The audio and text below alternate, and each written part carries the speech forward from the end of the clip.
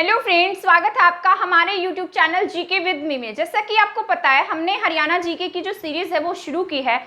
तो कुछ क्लासेस हम पहले कर चुके हैं। आज की क्लास में हम पढ़ना शुरू करेंगे रोहतक जिले के बारे में। ठीक है, वैसे मैंने आपको कुछ जिलों के बारे में पहले पढ़ा दिया है। आज की क्लास में हम रोहतक जिले के बारे में पढ़ेंगे। ठीक है, तो जो मैंने आपको कुछ जिलों के बारे में पढ़ाया था, मैंने आपको बताया था कि जो जिले आपके हरियाणा के 1 नवंबर 1966 को बने हैं उनके बारे में हम सबसे पहले पढ़ेंगे। ठीक है, तो आपका 1 नवंबर 1966 को 7 जिले अस्तित्व में आए थे। इसमें से घर जम्मू कश्मीर में, इसका ये फॉर्मूला था, घर जम्मू कश्मीर में। ठीक है, इसमें से मैं आपको बताती हूँ कि हमने कौन से जिले पढ़ लिए। इसमें से हमने गुरुग्राम के बारे में पढ़ लिया है, हिसार के बारे में पढ़ लिया है, ठीक है, अंबाला के बारे में हम पढ़ चुके हैं और आपके करनाल के बारे में भी हम पढ़ चुके हैं। ठीक है, आज की क्लास में हम जानना शुरू करेंगे रोहतक जिले के बारे में। ठीक, रोहतक के बाद यहाँ क्या है, जींद है, और ये कौन सा जिला है आपका, महेंद्रगढ़।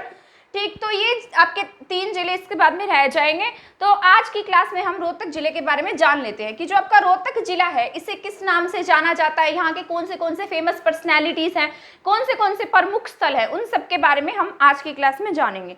जो आपका रोहतक है वो आपके हरियाणा के ऐसे सेंटर में है। ठीक है, क्या है, हरियाणा के सेंटर में होने के कारण रोहतक को क्या कहा जाता है, हार्ट ऑफ हरियाणा भी कहते हैं। क्या कहते हैं इसे, हार्ट ऑफ हरियाणा। तो आपका हार्ट ऑफ हरियाणा क्या है, रोहतक है। ये आपके हरियाणा के 6 जिलों के साथ में सीमा साझा करता है, मतलब 6 जिलों के साथ में ये टच होता है और इसे क्या कहते हैं, हम हार्ट ऑफ हरियाणा कहते हैं। इसमें से जो आपके 6 जिले हैं वो कौन से हैं, एक सोनीपत के साथ सीमा साझा करता है ये। ठीक है, सोनीपत के साथ में भिवानी के साथ साथ हिसार के साथ जो आपका रोहतक जिला है वो सीमा साझा करता है। ठीक है, दादरी जींद के साथ सीमा साझा करता है वो कौन से हैं, सोनीपत के साथ में सीमा साझा करता है। किसके साथ सीमा साझा करता है, सोनीपत के साथ में। चरखी दादरी के साथ ये अपनी सीमा बनाता है। ठीक है, चरखी दादरी के साथ क्या करता है, सीमा साझा करता है। ठीक है, और किसके साथ में सीमा साझा करता है, भिवानी के साथ ये सीमा साझा करता है। ठीक है, जींद के साथ में सीमा साझा करता है। हिसार के साथ आपका जो रोहतक जिला है वो सीमा साझा करता है। ठीक है, और एक जिला है झज्जर के साथ भी आपका जो रोहतक जिला है वो क्या करता है, सीमा साझा करता है। तो आपके कितने हैं, 6 जिले हैं जिनके साथ में रोहतक सीमा साझा करता है। एक उसमें से सोनीपत है, चरखी दादरी है, भिवानी है, जींद है, हिसार है और क्या है आपका झज्जर है। ठीक है, तो आपके 6 जिले क्या है, इसके साथ में सीमा बनाते हैं। इसकी वजह से इसे हम क्या कहते हैं, हार्ट ऑफ हरियाणा कहते हैं, क्योंकि आपके रोहतक के बीच में है। ठीक, और वैसे आपका हार्ट ऑफ हरियाणा एक और भी है जिसका नाम है जींद। क्या है, जींद जो है वो 7 जिलों के साथ सबसे अधिक सीमा साझा करता है। जींद एक हरियाणा का ऐसा जिला है जो हरियाणा के सबसे अधिक जिलों के साथ में सीमा बनाता है, और ये कितने जिले आपके 7 है। इसकी वजह से भी जींद को क्या कह देते हैं, हम हार्ट ऑफ हरियाणा के नाम से भी जानते हैं। तो आपके 2 जिले ऐसे हैं जिन्हें हम क्या कहते हैं, हार्ट ऑफ हरियाणा के नाम से जानते हैं। अगर ये एग्जाम में अगर जींद भी आ जाए और रोहतक भी आ जाता है तो आपको जींद को पहले नंबर पर रखना है, यानी कि जींद को आपको टिक करना है। अगर जींद ऑप्शन में नहीं होता, रोहतक होता है, तो आपको रोहतक को ही टिक करना है। ठीक है, तो आपका हार्ट ऑफ हरियाणा क्या है, जींद भी है और रोहतक भी है। अब रोहतक की एक खास बात यह है कि ये बाहर किसी भी अन्य राज्य के साथ में क्या नहीं करता, अपनी सीमा साझा नहीं करता। ये सिर्फ अंदर ही अंदर अपने 6 जिलों के साथ में सीमा बनाता है। ठीक, एक आपका रोहतक जिला है, रोहतक के साथ में एक चरखी दादरी भी ऐसा ही जिला है जो बाहर किसी भी अन्य राज्य के साथ क्या नहीं करता, सीमा साझा नहीं करता। ठीक है, चरखी दादरी और रोहतक ये 2 जिले ऐसे हैं जो बाहर किसी राज्य के साथ क्या नहीं करते, अपनी सीमा साझा नहीं करते हैं। ठीक है, इसके बाद हम पढ़ लेते हैं कि जो रोहतक है उसका एरिया कितना है, यहाँ पर जनसंख्या घनत्व कितनी है, ठीक है, लिंगानुपात कितना है। तो जो आपका रोहतक है उसका एरिया है, यानी कि उसका जो क्षेत्रफल है वो है आपका 1745 वर्ग किलोमीटर इसका एरिया है। ठीक है, किसका, रोहतक जिले का। और इसकी जो जनसंख्या घनत्व है वो 600 प्लस है, यानी कि 607 है, तो आप इसको 600 प्लस भी याद रख सकते हैं। तो इसका जनसंख्या घनत्व जो है वो कितना है, 600 प्लस है। तो आप इसको ऐसे ही याद रखिएगा कि इसका जो जनसंख्या घनत्व वो कितना है, 600 प्लस है। यहाँ पर जो लिंगानुपात है वो 867 है। कितना है यहाँ का लिंगानुपात, 867 है। ठीक है, और यहाँ पर जो लिटरेसी रेट है यानी कि साक्षरता दर है वो आपकी 80% है। कितनी है, 80% यहाँ पर पढ़े लिखे लोग रहते हैं। कहाँ पर दर कितनी, यहाँ की 80% यहाँ की साक्षरता दर है। और यहाँ की जो जनसंख्या है वो 10 लाख प्लस है। कितनी है जनसंख्या, यहाँ की 10 लाख प्लस है। मतलब यहाँ जो आपके हरियाणा के 4 जिले हैं उनसे यहाँ पर कम जनसंख्या है, ठीक है। तो यहाँ पर कितनी जनसंख्या आपकी 10 लाख जनसंख्या है। जो 4 जिले कौन से थे जहां बहुत अधिक जनसंख्या थी, मैंने आपको बताया था FHBG, फरीदाबाद, हिसार, भिवानी और आपका गुरुग्राम, 4 ऐसे जिले हैं जहां बहुत अधिक पॉपुलेशन है, बहुत अधिक जनसंख्या रहती है। यहाँ पर इतनी जनसंख्या नहीं है, 10 लाख प्लस यहाँ पर लोग रहते हैं, ठीक है। तो इसका एरिया कितना है 1745 वर्ग किलोमीटर स्क्वायर है। जनसंख्या घनत्व जो है इसका 607 है। लिंगानुपात जो है इसका 867 है। साक्षरता दर है इसकी 80% है। और जनसंख्या कितनी है इसकी, आपकी जनसंख्या जो है 10 लाख प्लस यहाँ पर आबादी निवास करती है, ठीक है। आई होप आपको यहाँ तक समझ आ गया होगा। इसके बाद हम पढ़ते हैं कि यहाँ की कौन सी तहसील फेमस है। तो रोहतक जो है, रोहतक का हेडक्वार्टर क्या है आपका, खुद स्वयं रोहतक ही है, ठीक। और यहाँ की जो तहसील है उनके बारे में भी मैं आपको बता देती हूँ। एक तो रोहतक ही खुद यहाँ की क्या है, तहसील है। क्या है, रोहतक खुद की तहसील है। एक यहाँ पर कलानौर है, क्या है, कलानौर। कलानौर के बाद में क्या है आपका महम है, जो आपकी क्या है, तहसील है। सांपला, क्या है, सांपला, ठीक है। इन सभी की अपने आप में अलग अलग वैल्यूज हैं, ठीक है। इनकी कुछ ना कुछ वैल्यू है, तो उनके बारे में भी हम पढ़ लेंगे। रोहतक तो खुद ही रोहतक ही है। कलानौर क्या है आपका, कलानौर की एक खास बात यह है कि जो कलानौर है वो आपकी SC रिजर्व सीट है। क्या है, SC रिजर्व सीट है। ये आपकी कौन सी, कलानौर। मैंने आपको बताया था कि हर क्लास में क्या पढ़ेंगे हम, SC रिजर्व सीट्स के बारे में पढ़ेंगे। तो टोटल सीट कितनी है, 17 SC रिजर्व सीट है। कितनी है, 17 SC रिजर्व सीट्स है। उसमें से आपकी एक जो है कलानौर क्या है, आपकी SC रिजर्व सीट है। वैसे टोटल MLA सीट आपके हरियाणा में 90 है, उसमें से 17 सीट्स क्या है आपकी SC रिजर्व्ड है। तो आपकी जो कलानौर सीट है इसकी खास बात यह है कि यहाँ से 3 बार लगातार एक ही क्या बनी है, विधानसभा की मेंबर बनी, यानी कि 3 बार लगातार एक MLA बनती आई है, जिनका नाम है शकुंतला खट्टक। क्या है, यहाँ से कौन बनती है, शकुंतला खट्टक बनती है। तो शकुंतला खट्टक क्या है, ये कलानौर से विधायक हैं और लगातार क्या बनती आ रही है, 3 बार से लगातार यहाँ से विधायक है। कौन, शकुंतला खट्टक। कांग्रेस पार्टी से इलेक्शन लड़ती है, ये लगातार तीसरी बार बनी हुई है, लगातार तीसरी बार क्या है, यहाँ से विधानसभा की मेंबर है, ठीक। तो आपको ये याद रख लेना है कि जो कलानौर है, कलानौर से क्या है आपके विधायक शकुंतला खट्टक है, लगातार 3 बार क्या बनी है, ये यहाँ से MLA बनती आ रही है, ठीक। तो इसके बाद है महम। महम वैसे ही आपका फेमस है। महम में छोटा डियर पार्क है, महम में चौबीसी चबूतरा है, और क्या है महम में, मतलब राजनीति का गढ़ भी इसे हम मानते हैं, ठीक। और सांपला, क्या है, सांपला। सांपला क्या है आपका, सर छोटू राम की नगरी है। जब हम छोटू राम के बारे में पढ़ेंगे तब इसके बारे में हम जान लेंगे, ठीक है। तो आपकी तहसील क्या क्या है, रोहतक है, कलानौर है, महम है, सांपला। इसकी एक उप तहसील है जिसका नाम है लाखन माजरा। क्या है इसकी उप तहसील,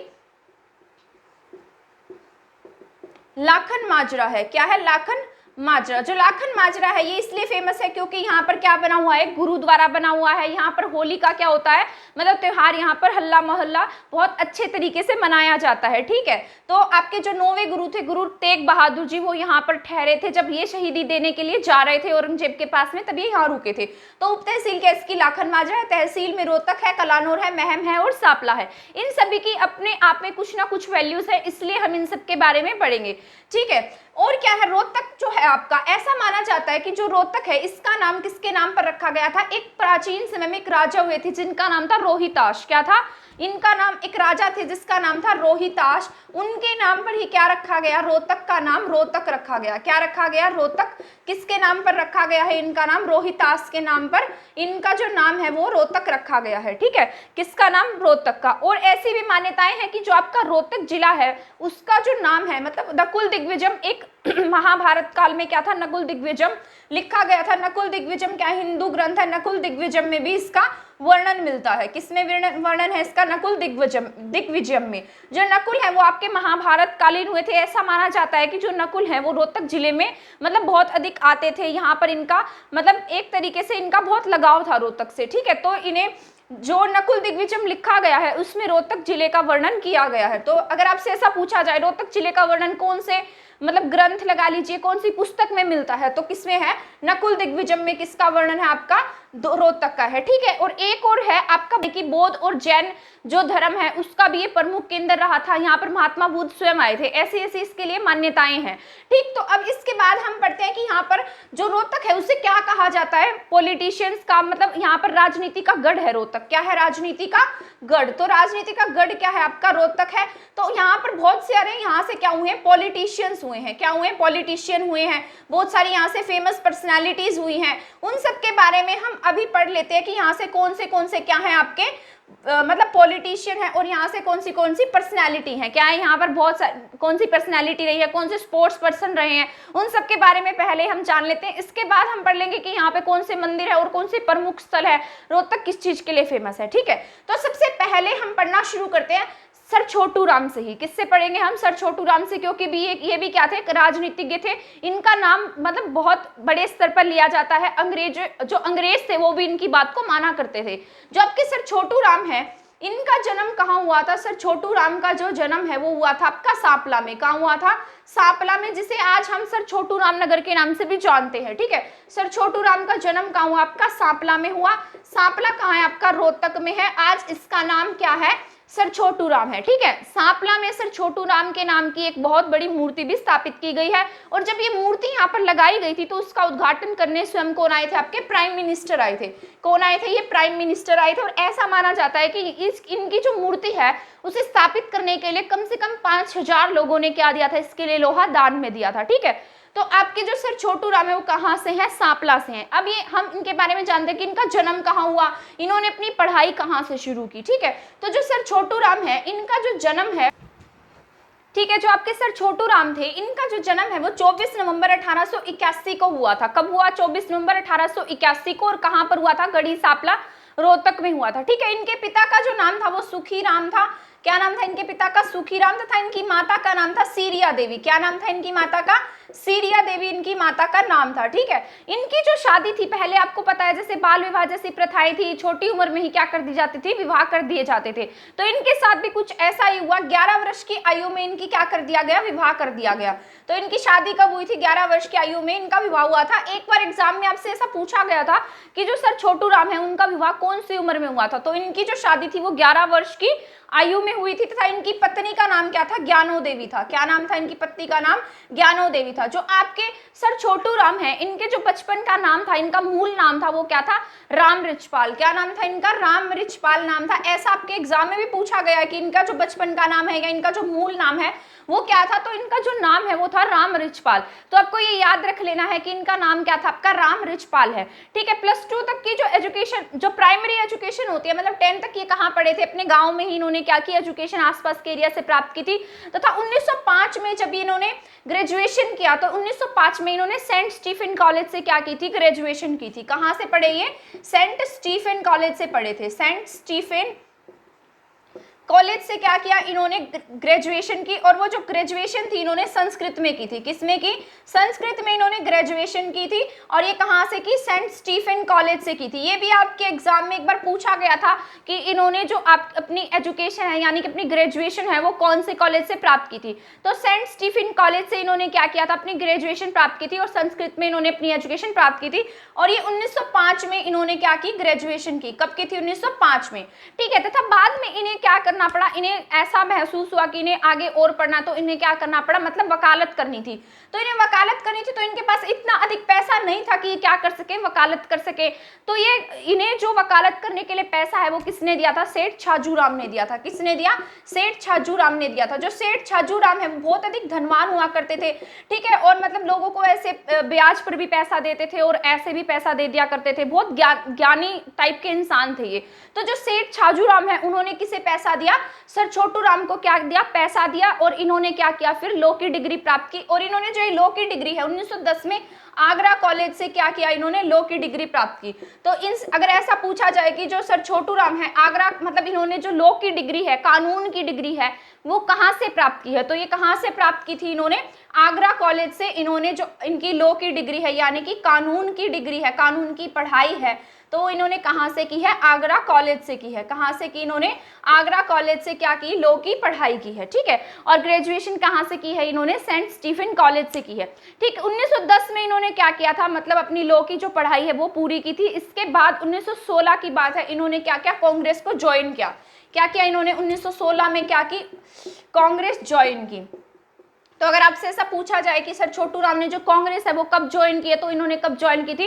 1916 में इन्होंने कांग्रेस को ज्वाइन किया था। 1916 में ही इन्होंने एक पत्रिका निकाली थी। 16 में इन्होंने एक पत्रिका का प्रकाशन किया था जिसका नाम था जाट गजट। क्या था? जाट गजट। और जाट गजट जो है इनकी पत्रिका बहुत अधिक प्रकाशित हुई थी, मतलब फेमस हुई थी। जो जाट गजट अगर आपसे पूछा जाए कि इन्होंने कब निकाला, तो इन्होंने जो जाट गजट है उसका प्रकाशन 1916 में ही कर दिया था। 1916 में ही इन्होंने कांग्रेस को ज्वाइन किया था तथा बाद में इनकी जो बात है वो कुछ बनी नहीं, तो 1920 में इन्होंने क्या किया? कांग्रेस का त्याग कर दिया। क्या कर दिया? कांग्रेस को इन्होंने छोड़ दिया, क्योंकि गांधी जी के साथ इनका कॉन्फ्लिक्ट हो गया था, दबंधम हो गया था। ये चाहते थे कि जो असहयोग आंदोलन है उससे हमें कोई भी आजादी नहीं मिलने वाली है, तो इनके जो विचार हैं वो थोड़े अलग हो गए थे। तो इस वजह से जो आपके छोटू राम है उन्होंने क्या किया? कांग्रेस पार्टी को त्याग दिया और इन्होंने मतलब कांग्रेस पार्टी का मतलब त्याग कर दिया 1920 में। इसके बाद इन्होंने खुद की एक पार्टी बनाई जिसका नाम इन्होंने रखा जमींदारा लीग। क्या रखा इन्होंने? इसका नाम जमींदारा लीग रखा। तो आपसे ऐसा पूछा जाए कि जो जमींदारा लीग है वो किसके द्वारा बनाई गई थी, तो आपके सर छोटू राम के द्वारा क्या बनाई गई? जमींदारा लीग का गठन किया गया। बन गए, प्रमुख नेता बन गए, इसलिए इन्हें रहबर आजम, किसानों के मसीहा के रूप में भी हम जानते हैं। ठीक है, तो 1924 में क्या हुआ? जमींदारा लीग की इनके द्वारा क्या की गई? स्थापना की गई। 1933 में क्या किया? 1933 में इन्होंने जिसमें भाखड़ा डैम में पानी लाने के लिए इन्होंने प्रयास किया था। इन्होंने क्या किया? बिलासपुर के एक राजा थे जिसके साथ में इनकी कुछ बात हुई। ठीक है, तो इन्होंने क्या किया? उन्हें मनाया था कि यहाँ पर जो है इन्हें जमीन दे दी जाए ताकि क्या हो? भाखड़ा डैम में पानी आ सके और यहाँ पर जो पानी की कमी है उसको पूरा किया जा सके। जो बिलासपुर के राजा हैं उन्होंने आज तक किसी को भी जो जमीन है वो नहीं दी थी पानी के लिए, तो ये किससे राजी हो गए? आपके जो सर छोटू राम है उनकी बातों से खुश हो गए और इन्होंने क्या किया? मतलब उन्हें जमीन दान में दे दी और यहाँ पर डैम बनाने की अनुमति दी। 43 में क्या हुआ? 1943 में इन्हें जो डैम है उसे बनाने की, यानी कि जो जमीन है उसे बनाने की अनुमति मिल गई थी। लेकिन 1945 में क्या हुआ? इनकी डेथ हो गई। 1945 में क्या हुआ? इनकी डेथ हो गई और इनकी डेथ के लगभग 9 साल बाद क्या हुआ? जो आपका भाखड़ा डैम है उसमें पानी आया था। 1954 में क्या आया? भाखड़ा जो डैम है उसमें पानी आया था। किसमें पानी आया? भाखड़ा डैम में। तो अगर आपसे ऐसा पूछा जाए भाखड़ा डैम के जन्मदाता कौन है, तो आपके सर छोटू राम को क्या कहा जाता है? भाखड़ा डैम के जन्मदाता के रूप में भी हम जानते हैं। ठीक है, तो ये क्या थी? आपके सर छोटू राम की कहानी थी। आज इनकी जो मूर्ति है वो गढ़ी सापला गांव में लगी हुई है। ठीक है, तो बहुत ऊंची है और इसका जो उद्घाटन है वो करने स्वयं आपके प्राइम मिनिस्टर नरेंद्र मोदी जी वहां पर आए थे। ठीक है, तो आपका जो सर छोटू राम है उनका जन्म गढ़ी सापला में हुआ था। 24 नवंबर 1881 को जन्म हुआ। 1945 में इनकी डेथ हुई थी। भाखड़ा डैम में पानी लाने के लिए इन्होंने बिलासपुर के राजा के साथ में क्या किया था? एग्रीमेंट किया था। ठीक है, और 1916 में कांग्रेस ज्वाइन की, 1920 में छोड़ दी, 1924 में जमींदारा लीग का गठन किया था। तो ये थे आपके सर छोटू राम। ठीक है, इसके बाद हम पढ़ लेते हैं चौधरी रणबीर सिंह हुड्डा के बारे में। चौधरी रणबीर सिंह हुड्डा जो है वो वही है जो आपके पूरा है उनके पिता हैं। ठीक है, तो जो चौधरी रणबीर सिंह है उन्हें हम इसीलिए नहीं पढ़ रहे हैं क्योंकि वो चौधरी भूपेंद्र सिंह हुड्डा के पिता हैं, बल्कि उनका भी राजनीति में बहुत बड़ा योगदान रहा था। इसकी वजह से हम चौधरी रणबीर सिंह हुड्डा के बारे में जानेंगे। आपके हरियाणा के बहुत महत्वपूर्ण भूमिका निभा चुके हैं। ये हरियाणा में ही नहीं बल्कि जो पूरा भारत है, भारत स्तर पर भी इन्होंने काम किया है, इंडिया लेवल पर भी इनका नाम है। ठीक है, तो रणबीर सिंह जो हुड्डा है उनका जन्म हुआ था आपका रोहतक में। ठीक है, कहाँ हुआ था? रणबीर सिंह हुड्डा का जन्म रोहतक के सहांगी गांव में ये पैदा हुए थे। ठीक है, और कब जन्म हुआ इनका? 26 नवंबर 1914 को ये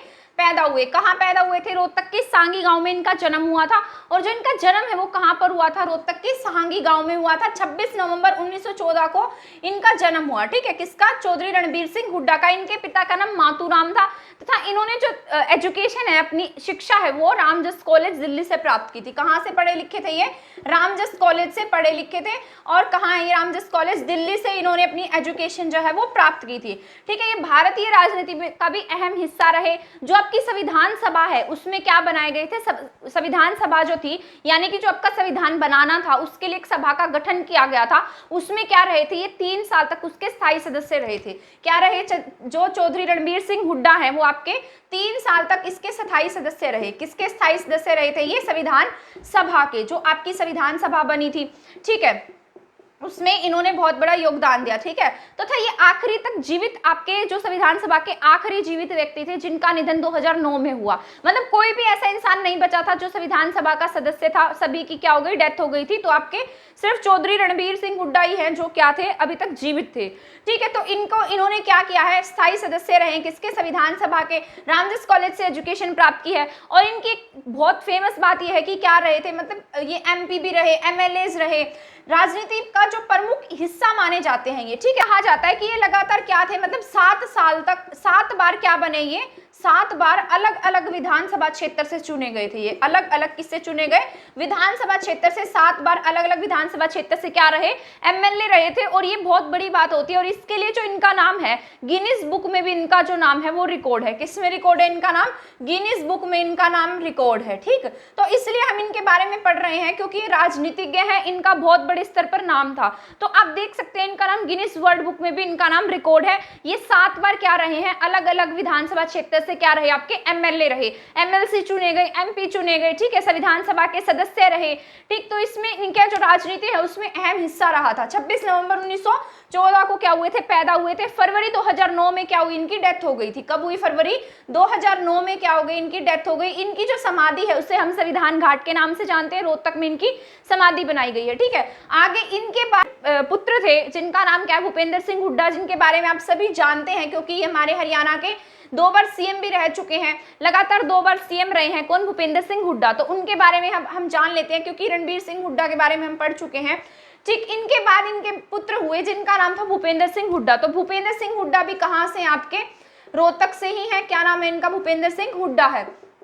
और ये भी कहाँ पैदा हुए थे, रोहतक के सांगी गांव में पैदा हुए थे। कहाँ पर, रोहतक के सांगी गांव में ये पैदा हुए। और ये आजादी के बाद जन्म लेने वाले हरियाणा के पहले मुख्यमंत्री हैं। ठीक है, क्या है ये, आजादी के बाद पैदा होने वाले हरियाणा के पहले मुख्यमंत्री। क्या है, आजादी के बाद पैदा होने वाले हरियाणा के पहले मुख्यमंत्री हैं,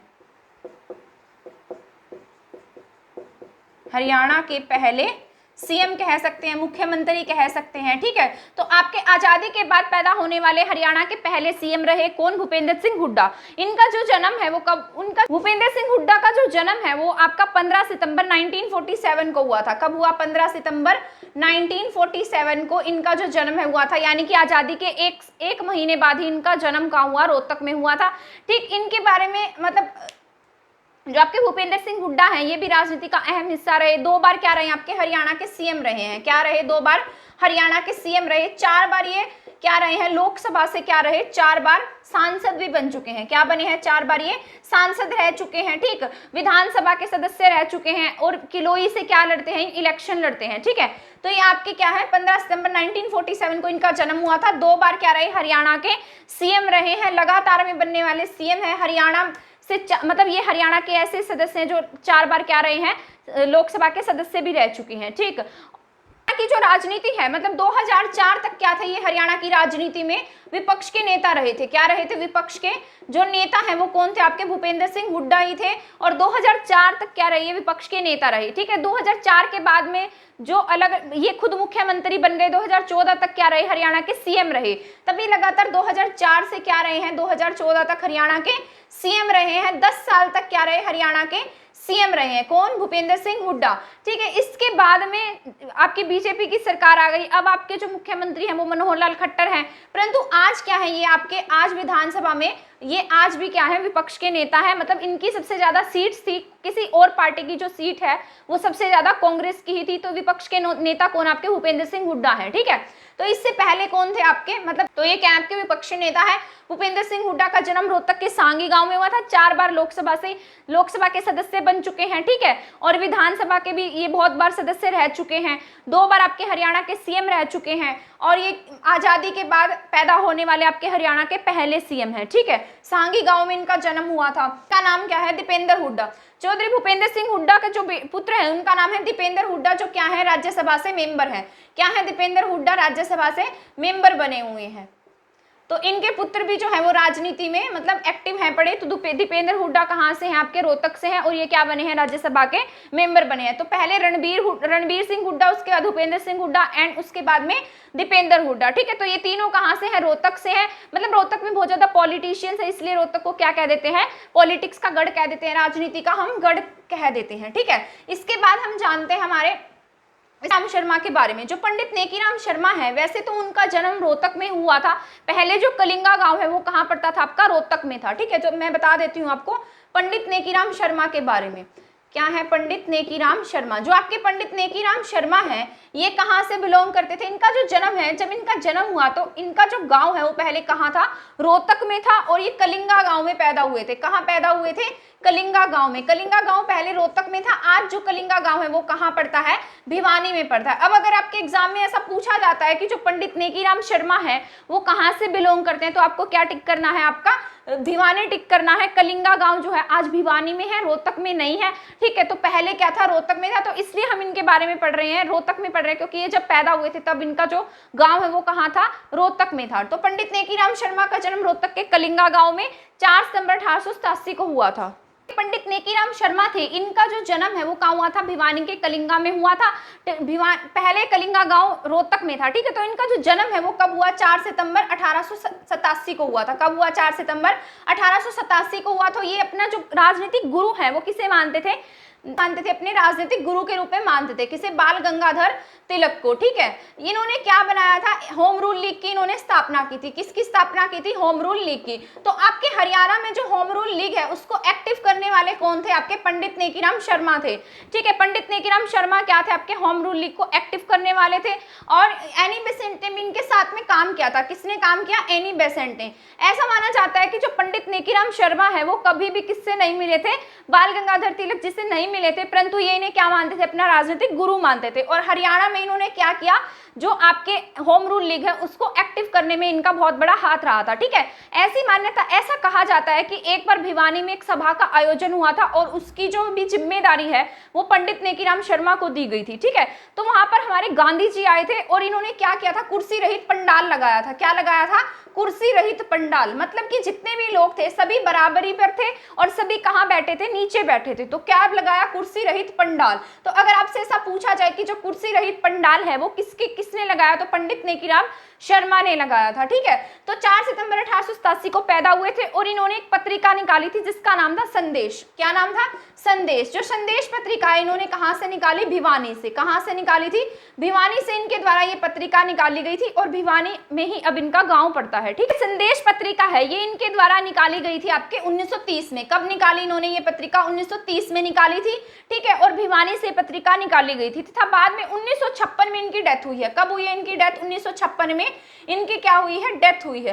तो आपसे अगर ऐसा पूछा जाए जो पंडित नेकीराम शर्मा है इनका जन्म कब हुआ था, कहाँ हुआ था, तो इनका जन्म 4 सितंबर 1887 को हुआ था। ये आपके एग्जाम के पॉइंट ऑफ व्यू से भी बहुत जरूरी है क्योंकि आपके एग्जाम में भी पूछा गया है। ठीक है, तो कुर्सी रहित पंडाल कहाँ है आपका, कहाँ लगाया था इन्होंने, भिवानी में लगाया था। भिवानी से इन्होंने अपनी पत्रिका निकाली थी जिसका नाम था संदेश पत्रिका।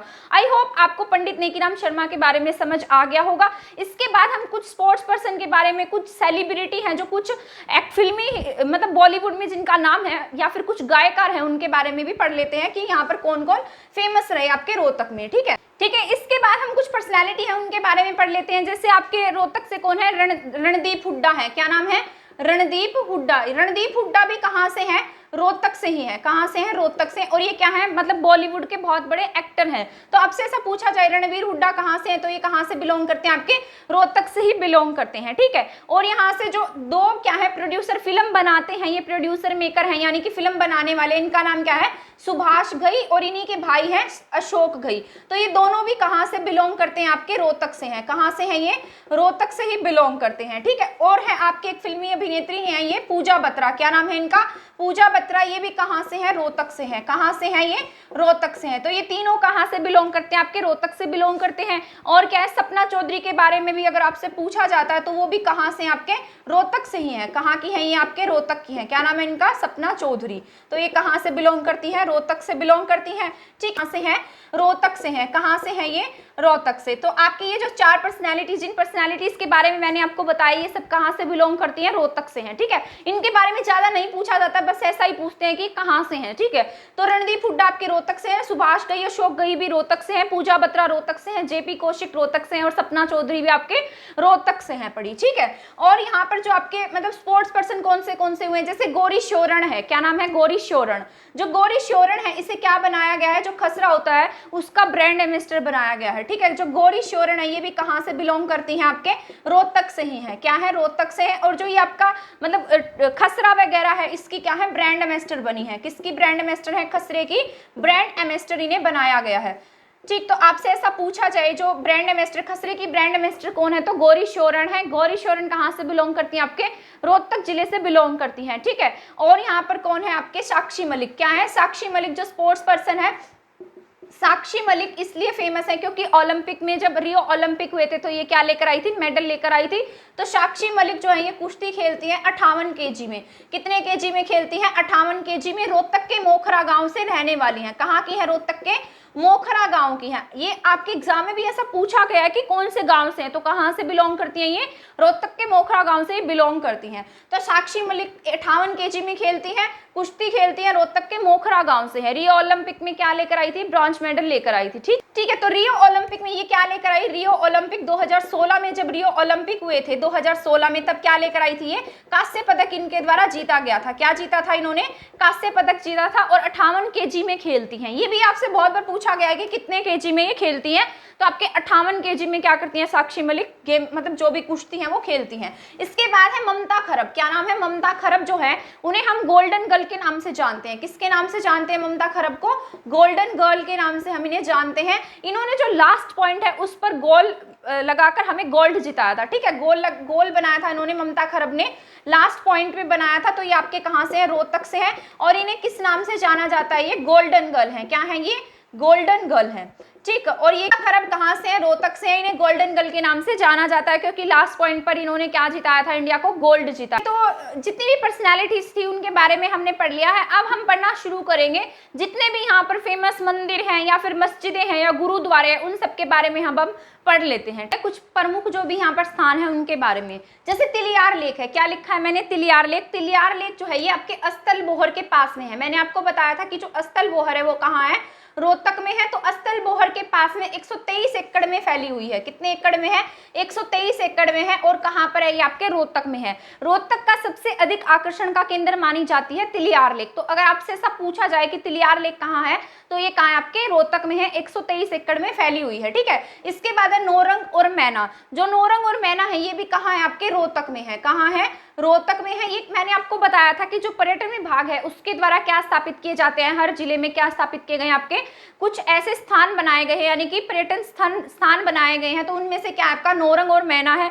ये भी कहाँ है, आपके रोहतक में है। कहाँ बनाया हमने इसे, रोहतक में बनाया है। ठीक है, जो नौरंग ऐसा माना जाता है कि जो 24 गांव का फैसला है वो यहाँ पर लिया जाता है। ठीक है, कहाँ पर, नौरंग में। इसके बाद है लाल मस्जिद। जो आपकी लाल मस्जिद है ये भी कहाँ पर है, रोहतक में है। कहाँ पर है, रोहतक में। ऐसा माना जाता है कि इसको जो बनवाया गया था हाजी आशिक अली ने बनाया था। किसने बनवाया था इसको, हाजी आशिक अली के द्वारा ये बनवाई गई थी। तो किसके द्वारा बनवाई गई थी, हाजी आशिक अली के द्वारा जो आपकी रोहतक की लाल मस्जिद है वो बनवाई गई थी। ठीक है, तो एक और भी है जिसका नाम लाल मस्जिद है, उसे हम रेड मॉस्क के नाम से जानते हैं। क्या है, रेड मॉस्क। वो आपकी यहाँ पर नहीं है, वो है आपकी रेवाड़ी में। कहाँ है, रेवाड़ी में। ठीक है, तो वो किसने बनवाई थी, वो मस्जिद अकबर के समय में बनी थी। किसके समय में बनी थी, अकबर के समय में। तो आपको इन दोनों में कंफ्यूज नहीं होना है। जो आपकी रोहतक वाली मस्जिद है उसका नाम लाल मस्जिद और वो हाजी आशिक अली के द्वारा बनवाई गई थी। ठीक है, रेवाड़ी वाली जो है इसको इस तरीके से याद रखिएगा, ये आर से रेड है और आर से रेवाड़ी है। ठीक है, तो आर वाली किसने बनवाई है, आपके अकबर ने बनवाई है। इसको आप लाल मस्जिद के नाम से याद रख लीजिएगा, इसको रेड से याद रख लीजिएगा। ठीक है, है। तो रेड जो मॉस्क है वो किसके समय में बनी है, अकबर के समय में, और कहाँ पर है, रेवाड़ी में। पर लाल मस्जिद कहाँ आपके, रोहतक में है, और किसके द्वारा बनवाई गई, आपके हाजी आशिक अली के द्वारा बनवाई गई है। ठीक है, इसके बाद है शीशे वाली मस्जिद।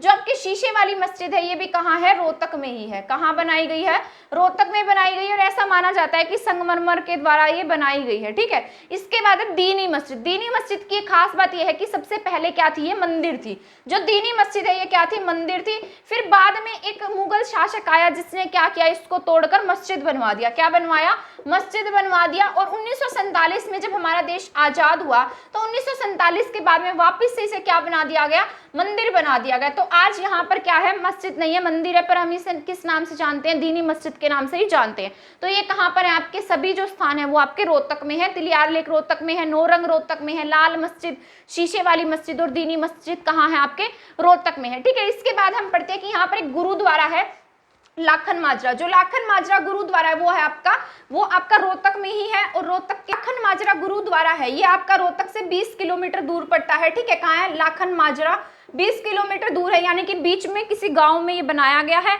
और ऐसी मान्यता है कि जो आपके मतलब 9वें गुरु थे जिनका नाम था गुरु तेग बहादुर जी। क्या नाम था, गुरु तेग बहादुर जी जो है वो यहाँ पर ठहरे थे। कहाँ ठहरे थे, आपके लाखन माजरा गुरुद्वारे में। ठीक है, और यहाँ पर इसके लिए एक मान्यता है कि यहाँ पर जो तालाब है उसका पानी नहीं सूखता है। यहाँ पर ऐसी मान्यता है कि यहाँ पर जो गुरु तेग बहादुर जी है उन्होंने यहाँ पर तीर मारा था इस पानी में, मतलब इस तालाब में, और तब से यहाँ पर क्या है, पानी हमेशा रहता है। तो आपका लाखन माजरा कहाँ है, आपका रोहतक में ही है। कहाँ है, रोहतक में है। ठीक है, और एक फेस्टिवल यहाँ पर, एक त्योहार मनाया जाता है जब होली होती है, तब हल्ला महल्ला जो है वो कहाँ मनाया जाता है, हल्ला महल्ला ये मनाया जाता है आपका लाखन माजरा में। तो अगर आपके एग्जाम में ऐसा पूछा जाए हल्ला महल्ला फेस्टिवल जो है या त्योहार है वो कहाँ मनाया जाता है, तो आपके लाखन माजरा में होली के समय में ये जो त्योहार है ये मनाया जाता है। ठीक है, तो लाखन माजरा भी कहाँ आपके रोहतक में है।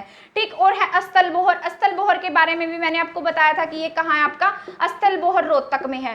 ठीक है, कहाँ है, रोहतक में, बाबा मस्तनाथ के नाम पर बना है। ये बाबा मस्तनाथ यूनिवर्सिटी भी है जो कहाँ बनाई गई, आपके अस्तल बोहर में बनाई गई है। ठीक, तो अस्तल बोहर भी कहाँ है, आपका रोहतक में ही है। तो आपको इसको क्या याद रखना है कि ये कहाँ है, आपका रोहतक में है। ठीक है, और यहाँ पर क्या है, चौबीसी चबूतरा है। क्या है, रोहतक में एक फेमस चौबीसी चबूतरा है। ये चौबीसी चबूतरा इसलिए फेमस है क्योंकि यहाँ पर ऐसा माना जाता है कि जो 36 खाप होती है उनकी यहाँ क्या होती है, पंचायत होती है। क्या होती है, पंचायत होती है। कहाँ पर, आपके चौबीसी चबूतरा पर। यहाँ राजनीति का इसे गढ़ माना जाता है। क्या माना जाता है, राजनीति का ये गढ़ है या राजनीति का प्रमुख बिंदु है। ऐसा माना जाता है कि यहाँ पर जो राजनीतिज्ञ हैं वो आते हैं।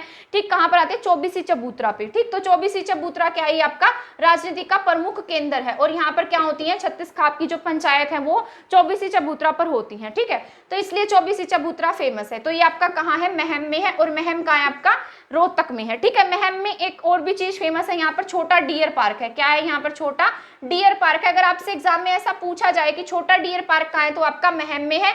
और इससे बड़ा जो डियर पार्क है वो कहाँ है, आपका हिसार में है। तो यहाँ पर 2 डियर पार्क है, एक आपका हिसार में और एक कहाँ है, आपका महम में है। तो हिसार वाला जो है वो आपका बड़ा डियर पार्क है और जो छोटा डियर पार्क है वो कहाँ है, आपका महम में है। ठीक है, कहाँ पर है, महम में है। और महम में क्या बनाया गया, हमने चौबीसी चबूतरा भी स्थापित किया है। ठीक, आई होप यहाँ तक आपको समझ में आ गया होगा। इसके बाद हम पढ़ते हैं कुछ और मतलब जितने भी हमारे इंपॉर्टेंट फैक्ट्स आ गए हैं। महम की बावड़ी। क्या है, यहाँ पर महम की बावड़ी है। जो महम की बावड़ी है ये रोहतक जिले में क्या बनाई गई है, रोहतक के महम में क्या बनाई गई है, महम की बावड़ी है। यहाँ पर पानी रहता हमेशा। ठीक है, और ये जो बनाई थी शुद्धो कलाल के द्वारा बनवाई गई थी। जो आपका शाहजहां है, शाहजहां के समय में शुद्धो कलाल के द्वारा ये जो महम की बावड़ी है ये तालाब मतलब पानी के लिए बनवाई गई थी। तो किसने बनवाई थी, ये शुद्धो कलाल ने। किसके द्वारा बनवाई गई, शुद्धो कलाल के द्वारा महम की बावड़ी बनवाई गई है। ठीक है, तो अगर आपसे ऐसा पूछा जाए कि जो महम की बावड़ी है वो कहाँ है, रोहतक में है और ये किसने बनवाई है, शुद्धो कलाल के द्वारा ये बनवाई गई है, जो शाहजहां के समय में हुआ था, शुद्धो कलाल। इसके बाद हम पढ़ लेते गौकर्ण तालाब के बारे में। क्या है, गौकर्ण तालाब। जो गौकर्ण तालाब है, ऐसी मान्यताएं हैं कि जो गौकर्ण तालाब है ये गौकर्ण नाम का एक राजा हुआ था उसके द्वारा बनवाई गई थी। किसके द्वारा बनवाई गई थी, गौकर्ण राजा के द्वारा ये बनवाई गई थी। तभी से इसका नाम क्या रखा गया, आपका गौकर्ण तालाब रखा गया है। तो आपका गौकर्ण तालाब भी कहाँ है, ये आपका रोहतक में है। कहाँ है, रोहतक में है। ठीक है, इतना हमने पढ़ लिया है जो फेमस पॉइंट्स हैं। अब मतलब जो कुछ इंपॉर्टेंट फैक्ट्स आ गए हैं उनके बारे में भी मैं आपको बता देती हूँ कि यहाँ पर और क्या क्या है। ठीक है, इसके बाद हमारे कुछ इंपॉर्टेंट फैक्ट्स हैं जिनके बारे में हम पढ़ लेते हैं कि जो एकल खिड़की है, उसकी जो एकल खिड़की योजना है उसकी शुरुआत कहाँ से हुई थी? आपके रोहतक से हुई थी। ठीक है, तो एकल खिड़की योजना की शुरुआत कहाँ से हुई है? रोहतक से हुई है। ठीक है, आपके रोहतक में कौन आए थे? महात्मा गांधी आए थे, अली बंधुओं के साथ में आए थे। किसके साथ आए? अली बंधु जो थे, आपके जो अली बंधु थे मोहम्मद अली और शौकत अली, वो क्या थे? अली बंधु थे, जिनके साथ में क्या आए थे? आपके महात्मा गांधी रोहतक में आए थे। ठीक है, दुर्वासा ऋषि की कुटिया कहाँ है? रोहतक में है। और ये कहाँ बनाई गई है? दुबलदन गांव में बनी है। कहाँ पर है? दुबलदन गांव में है।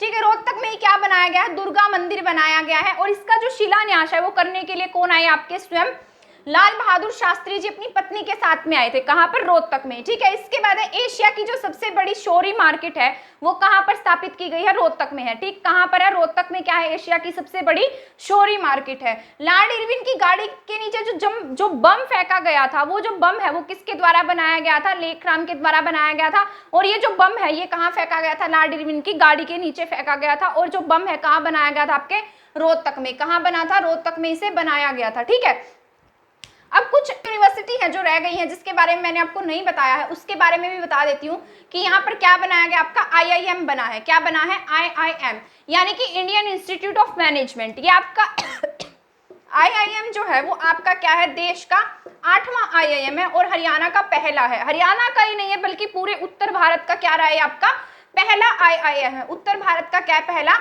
आईआईएम है। और ये हमारा क्या है? देश का 8वां आईआईएम। कहाँ बनाया गया? हमारे रोहतक में बनाया गया है। कहाँ पर है? रोहतक में है। ठीक है, और ये कब बना था? आपका 2010 के आसपास से बनाया गया था। ठीक, तो आईआईएम कहाँ है? हमारा रोहतक में है। और ये क्या है? उत्तर भारत का पहला आईआईएम है और देश का 8वां आईआईएम है जो कहाँ बनाया गया? आपके रोहतक में बनाया गया है। ठीक है, इसके बाद एक एमडीयू यूनिवर्सिटी है। एमडीयू यूनिवर्सिटी के बारे में वैसे मैंने आपको पढ़ा दिया था जब मैंने आपको यूनिवर्सिटी की क्लासेस पढ़ाई थी। तो जो एमडीयू है ये भी कहाँ है? आपके रोहतक में है। महर्षि दयानंद विश्वविद्यालय, ये कहाँ बनाया गया? हमने रोहतक में बनाया है। कब बनाया है? रोहतक में से स्थापित किया। 1976 में से बनाया था तथा 1983 में यूजीसी से इसे क्या हुई? मान्यता प्राप्त हुई। तो आपकी ये कुछ यूनिवर्सिटी है जो कहाँ पर है? आपके एमडीयू कहाँ है? रोहतक में है। आईआईएम रोहतक में है। और एक और है आपकी पंडित भगवत दयाल शर्मा मेडिकल यूनिवर्सिटी, वो भी कहाँ है? आपके वो पंडित भगवत दयाल शर्मा यूनिवर्सिटी भी आपकी रोहतक में है। ठीक है, आई होप आपको ये जितने भी फैक्ट्स हैं ये समझ में आ गए होंगे। आज की क्लास के लिए इतना ही था। और अगर आपको मेरी क्लास पसंद आती है तो प्लीज़ मेरी क्लास को शेयर करना और मेरे चैनल को सब्सक्राइब करना ना भूलें। और अगर आप हमारी इसी तरीके से और क्लासेस देखना चाहते हैं तो हमारे चैनल के साथ बने रहिए। थैंक यू, धन्यवाद।